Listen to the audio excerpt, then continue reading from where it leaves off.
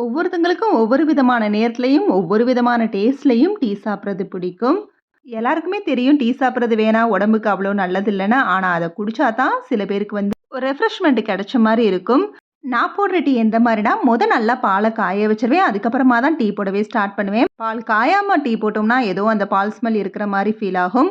காஞ்ச பால்ல இஞ்சிய நல்லா இந்த மாரி 1, 2ஆ தட்டி போட்டுருவேன். எப்பயாவது ஒரு நேரம் தான் திருவி போடுவேன். இஞ்சிய தட்டி போட்டதுக்கு அப்புறமா டீ தூள் ஆட் பண்ணிருவேன். சக்ரா கோல்டு பாக்கெட் தான். ஹோட்டல் ஸ்பெஷல் பாக்கெட் தான். நார்மலா நம்ம வீட்டுக்கு போடுற பாக்கெட்ட விட இது ரேட் கம்மியா தான் இருக்கும். 1/2 கிலோவே ரூ. 287 தான். இஞ்சியும் டீ தூளும் சேர்த்ததுக்கு அப்புறமா அடுப்ப கம்மியா வச்சு நல்லா கொதிக்க வச்சுருவேன்.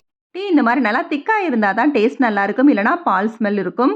ஜீனி யூஸ் பண்ண மாட்டேன். நாட்டு சர்க்கரை தான். இந்த டேஸ்ட்ல குடிச்சிட்டோம்னா, அடுத்து நம்மளுக்கு வேற எங்கேயும் டீ சாப்பிடவே பிடிக்காது. நாட்டு சர்க்கரை இல்லாம. எவ்வளவோ நாள் டீயே விடணும் விடணும் தான் நெனச்சிட்டு இருக்கேன். எவ்வளவோ விஷயத்த உடம்புக்காக ரெஸ்ட்ரிக்ட் பண்ணிட்டேன். பட் இந்த டீய மட்டும் விடவே இல்ல. கொஞ்சமா தான் எடுத்துக்குவேன். 4 நேரம் கூட இந்த மாரி எடுத்துக்குவேன். ஆனா நான் போட்டா மட்டும்.